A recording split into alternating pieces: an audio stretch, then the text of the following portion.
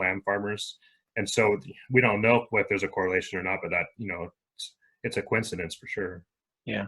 So just as a context, the clam operation that was affected down in California, that was in Tomales Bay, that was Hog Island.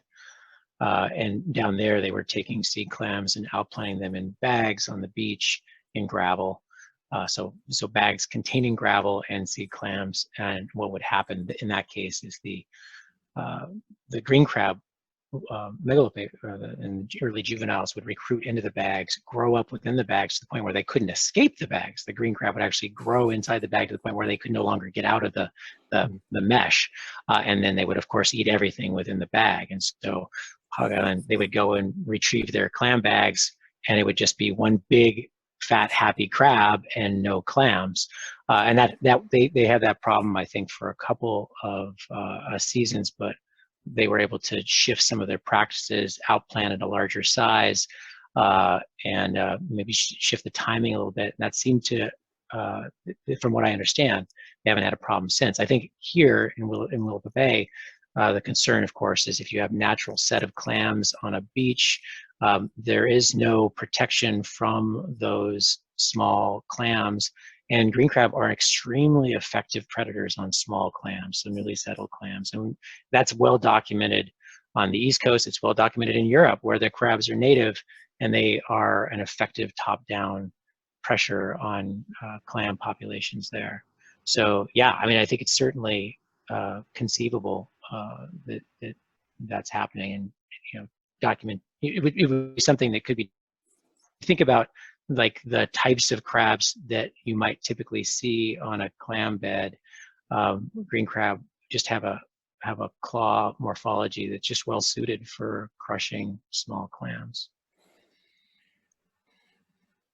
And to David, to your other point about sort of working towards a management plan, it might be helpful context to know that. So we've been, so obviously DFW would be sort of the lead on any management plan development, and it's been requested that they work with WCMAC as sort of the coastal advisory group on green crab.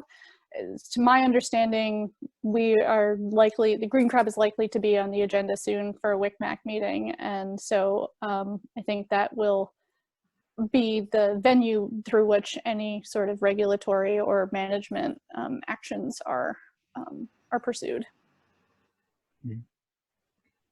Gotcha, thank you. Sure. I'm going to chime in again with a couple, Emily, unless you had something more there, I was going to take some questions. No, I was just going to start chipping away at some questions here, so feel free to fire away, Jackson, at whichever you. Yeah, well, the first one we have is from Jim and Paula Culbertson with Wakayakum MRC, and asking what caused the earlier steep decline in green crab?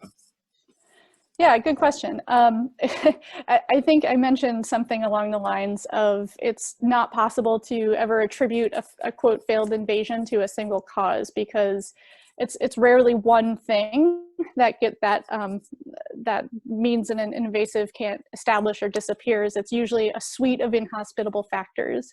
So in earlier case, what appeared, it's actually helpful to take a step back and say what caused them to get here in such abundance in the future, or in the first place, in the late 1990s.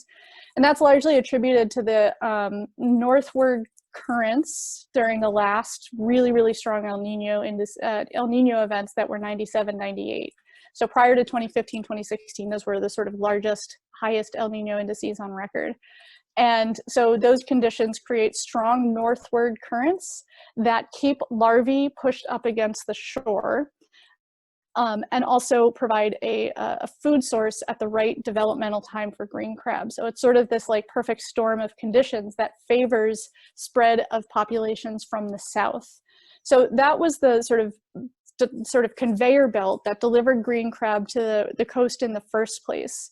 The reasons that they probably didn't establish have to do with the fact that at the time, that was a very weak conveyor belt that really only got going on extreme years.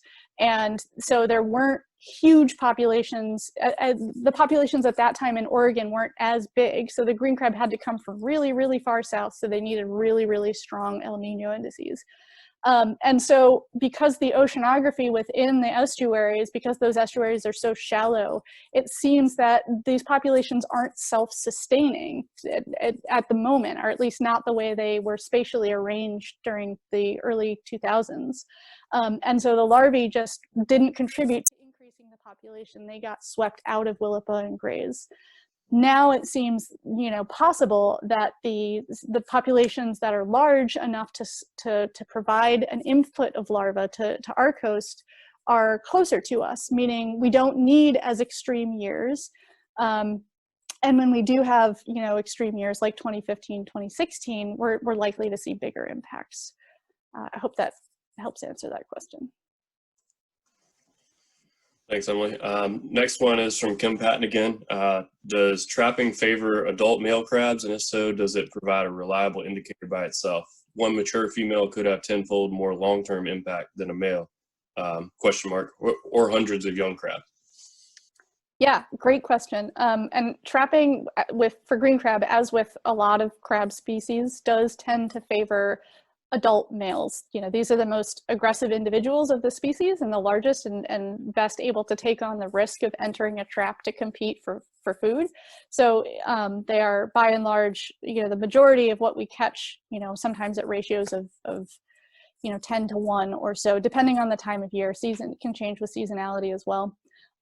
So in terms of whether or not that means that trapping is a reliable indicator, I guess the question sort of, it depends on what you're trying to find out. If you're trapping similarly across space, then it, you know, in theory, there are reasons that sex ratio and that the distribution, size distribution, sex distribution of a population might differ across space and time.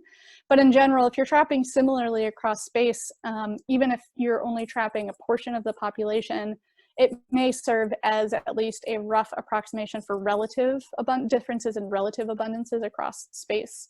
In terms of the population impact per capita on population growth rate for males versus females, certainly the females can, you know, bear hundreds of thousands of eggs per brood, multiple broods per year, and so forth. So in terms of removal and population control, removing a female is an extremely valuable thing to do, but they're also harder to catch because they are less likely to come to traps, particularly when they're gravid and bearing eggs. They will be more self-protective. And so they're, in terms of removal efforts, we think about whether alternate strategies may be valuable when and how to catch females versus males, but there's not clear answers to that question yet that I'm aware of. Great. And we have one from Brian Sheldon here in Pacific County. The less of a question, maybe more of a concern, that I think I can see millions of plastic mesh bags in Willapa to try and protect our clam crops if we are forced to abandon natural set clams on bottom.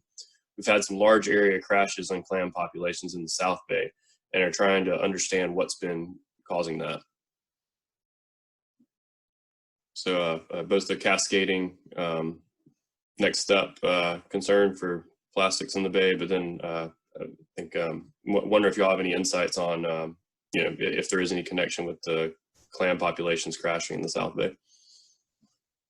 I mean, it would be pure conjecture at the moment. So, and so I apologize for being a little guarded about that. Certainly, you know, there are correlative things here, but in order to understand that question and whether that's the mechanism or one of the factors, one of potentially a suite of factors contributing to that that trend, we'd probably need to do some, you know, exclosure work. Are there places where we can experimentally keep crabs from getting in and see if that's a factor that increases the survivorship of clams? So there's in order to draw the link right now, it's just correlative, and in order to draw a causation link, we would probably need to do some experimental work and gather more data on that. but it's certain the possibility is certainly there, and it's a worthy thing to chase down. Absolutely. In particular, you know, we've been talking for a number of years about how natural set populations of shellfish are likely the most at risk for predation from green crab. Sean, I apologize. It looked like you wanted to dive in. Oh, no. I mean, I'm not sure that I have much to add. I think you know, it is a really, it's a good question to explore, and certainly, you know, it could be green crab, it could be predation by green crab, obviously, but you know, green crab abundance is correlated with physical ocean conditions, and whether or not those things support increased or decreased populations of clams would require further investigation. I guess one question would just be whether or not green crab abundance is high in areas where you're seeing loss of clam abundance. And so, you know, right now, a lot of the trapping work that's been done, as Emily pointed out, is happening in sort of the outskirts, sort of the higher intertidal around the edges of the bay, and so perhaps looking at you know, green crab catch directly from areas where the clam beds are would be useful. And the other thing to, of course, remember is that green crab aren't the only kind of crabs that eat clams. I mean, crabs eat clams. A lot of them do. So Dungeness crab, red rock crab, graceful crab, although those are less commonly found in the coastal estuaries. So, you know, I think it's a good thing to look at what might be eating the crabs, eating the clams, but it's also good to think about those physical conditions as well.